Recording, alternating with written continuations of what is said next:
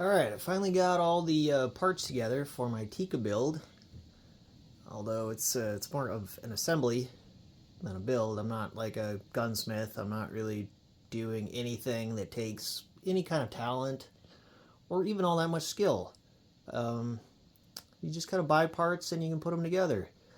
It takes a couple special tools, an action wrench, maybe a barrel vise. Uh, that's about it. And you can put it together just about any type of configuration. This particular case, this is mostly going to be a prairie dog gun. So of course I have the heart of the build here, my Tikka T3x action using the factory trigger. I did swap out the trigger spring in here for a spring from Anarchy Outdoors, and that I highly recommend. It's super cheap.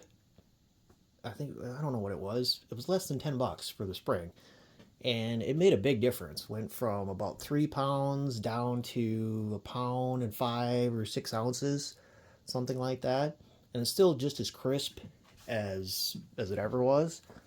So definitely highly recommend that. I guess the other piece here is the new barrel. This is a 24-inch. It's a heavy varmint profile, so it's got some heft to it, which is fine. I'm not packing this in on a backcountry elk hunt. And the more weight this gun has, the less recoil or less felt recoil there's going to be. So that's just fine with me. This is a 22-250 Remington. It's a 1 in 12 twist. I'm going to be shooting lighter bullets only. In particular, the Hornady 53 grain VMAX. I've had a lot of success with that over the years. It's an excellent bullet. Every gun I've shot it in has liked it. So I'm going to be shooting that. The big thing that came in was my chassis. This is XLR Element, the 4.0. This thing is really nice. I'm sure there's all manner of reviews out there for it, but some of the nice features is full length Arca rail. Like this whole thing, I can clamp my tripod on there anywhere. I don't need any adapters. It's just part of the deal. The barrel channel is plenty big for even a big beefy barrel like that. Takes AICS pattern magazines, like a couple other rifles I have, which is going to be excellent. It's the type of design that uses an AR buffer tube and an AR style grip, which I really like because it gives you a lot of options, a lot of flexibility there. Some people, I don't know, don't like that style or look or whatever. So I did get my buffer tube. This is just your regular 5-6 position mil spec buffer tube. I think this is an AR Stoner. It's fairly cheap, but in this particular case, I don't need anything real fancy. And of course, I got castle nut, so that will hold the buffer tube onto the chassis. And I'm going to be using this Magpul PRS Gen3 stock. I've had this for a while. I've used it on other rifles. Excellent stock. It is heavy, but again, for my particular build, that's not a problem. In fact, that's kind of desirable. Another thing that I went with, I got this this vertical grip. So it's going to be more of a vertical position versus, let's see, here's just like your standard AR grip. And I don't know, I've never actually used one, a vertical grip. People seem to like them, so I'm going to give it a try. And let's see what else I got. Well, the standard bolt, I didn't do anything really to the bolt except I swapped the bolt handle and the bolt knob. So both the handle and the knob here, also from Anarchy Outdoors. And you can see here's the standard bolt handle.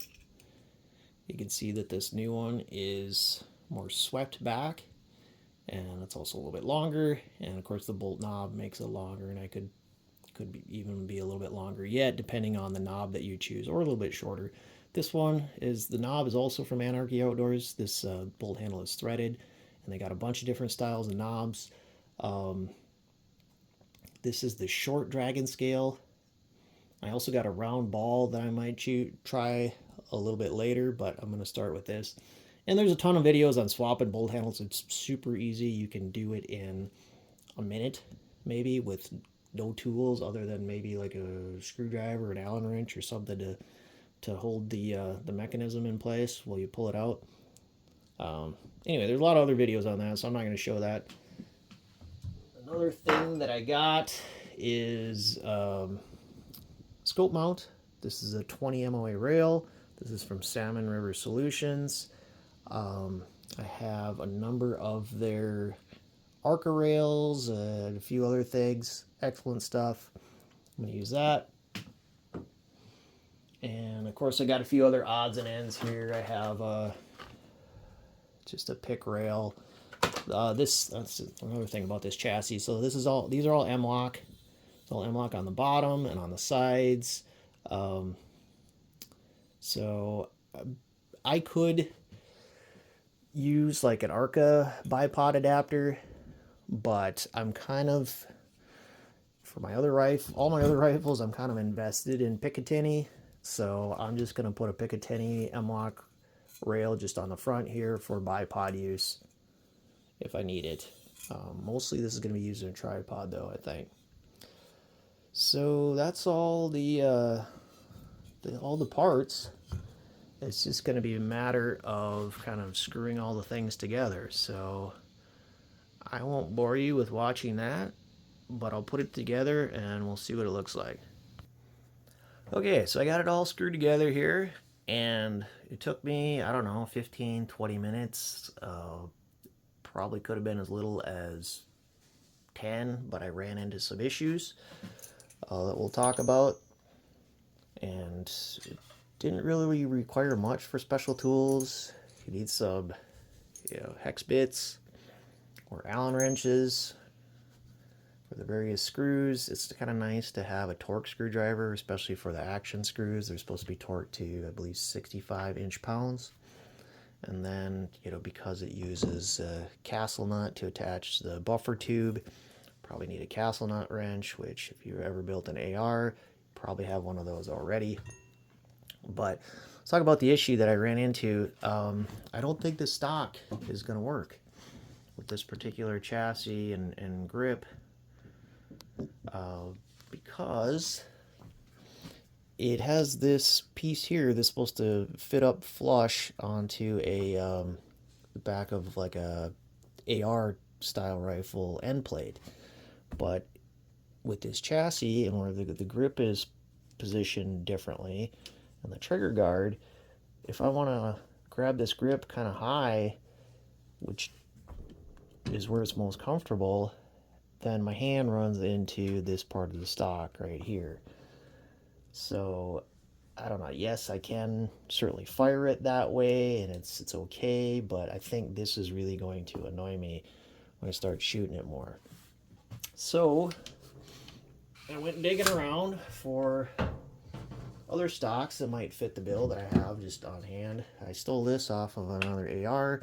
This is a Luth AR stock. I think this is the MBA 3. They have several different models. This is the one that has adjustable cheek piece, which is definitely something that I want, and it also is adjustable for length of pull, like that, which I'm probably not going to need on this rifle because the adjustability that I have just on the buffer tube.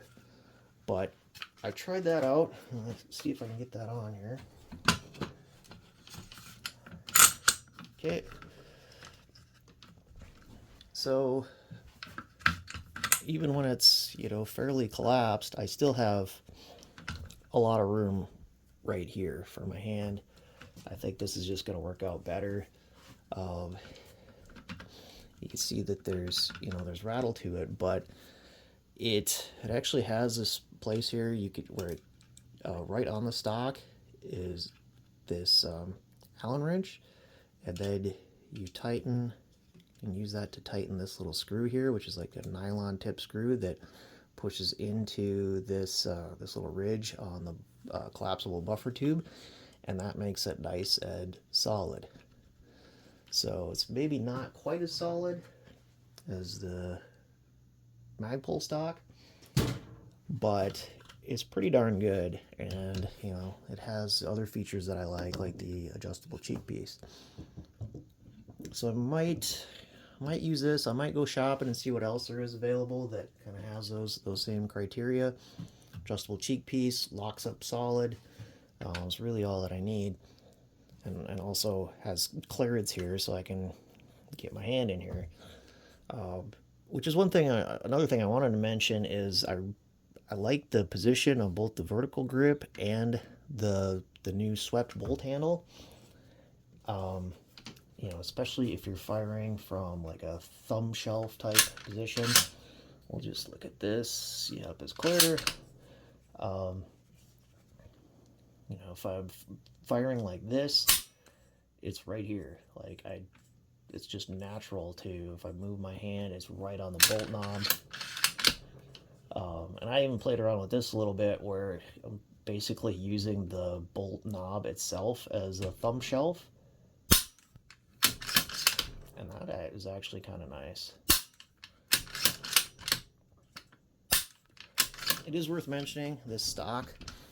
These 4 screws here are for a thumb shelf that they make, and you can attach to that side, or they have it on the other side as well, obviously, because this is an ambidextrous stock, which I don't think I really called out before, but that's why, or chassis, I should say. That's why I went with this particular one, is it has just the bolt notch cut out on both sides, which I don't know, some people might not like aesthetically. I don't care. I think it's fine, and it makes it so you can use it on either a left or right-handed rifle. So that's about it. Next thing is I'm going to be shooting it a little bit. I'm going to be shooting the it's 53 grain VMAX. And like I said before, I haven't really found a rifle yet that doesn't like that bullet, as long as I, you know, do the proper load workup. So we'll try that out, see how it shoots, and assuming that it shoots well, we'll probably be looking to then put some paint on it, because right now it's a little bit ugly and mismatched. We got, you know, basically 4 different colors going on here.